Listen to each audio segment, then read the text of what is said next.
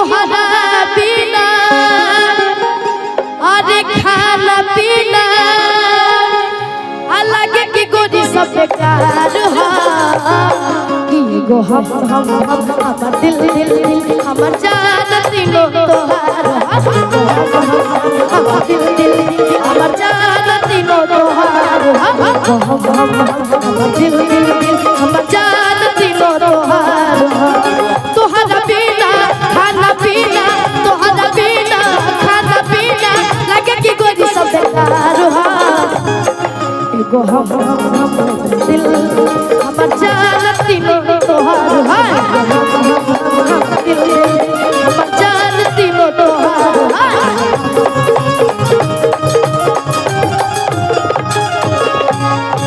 तुम दिल की धड़कन में रहते हो तुम दिल की धड़कन में रहते हो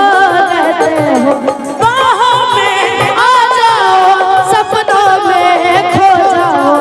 बाहों में आ जाओ सपनों में खो जाओ तुम दिल की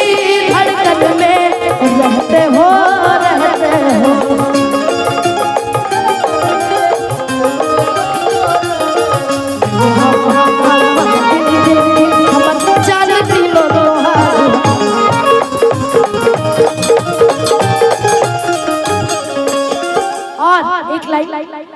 कि जब से देखले बनी रानी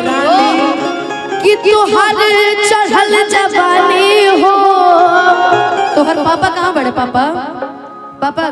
ठीक ठीक लड़का देखो तनी ठीक है राह पे चला ठीक से हम खाना खानी ना पी ले पानी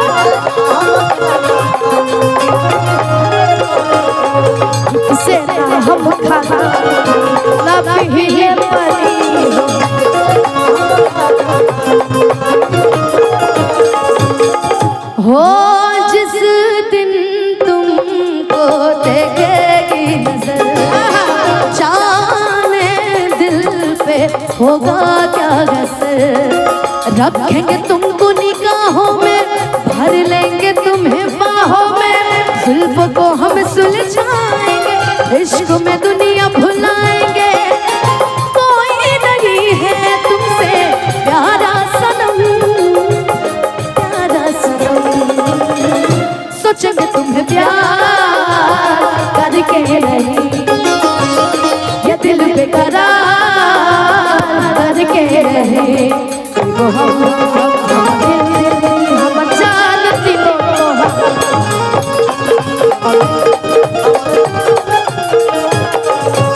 हो जब से देखले बानी ये रानी अरे तो हरी चढ़ली जवानी हो कि ठीक से ना हम खाना खाते ना पीले पानी हो तू नो बेरा तोहर फेरा तू नो बेरा तोहर फेरा लगे हमर बेकरार हो एगो और गाना में सुनाई चलत रहे गोलू भैया कहीं हो ना जाए मोहब्बत किसी से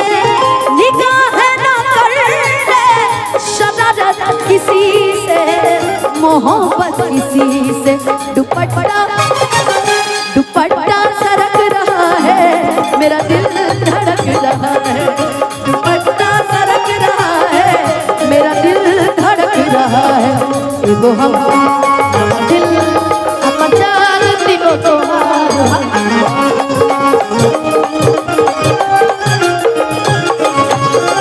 कि देख गइलू वियोग ये गोरी कि रोग तोहर धरावल हो कि पहिले रही दीवाना हमका पागल तोहर बनावल हो पहिले रही दीवाना पागल तोहर बनावल हो पहिले रही दीवाना पागल शब्द पे एक ही गाना राहुल भैया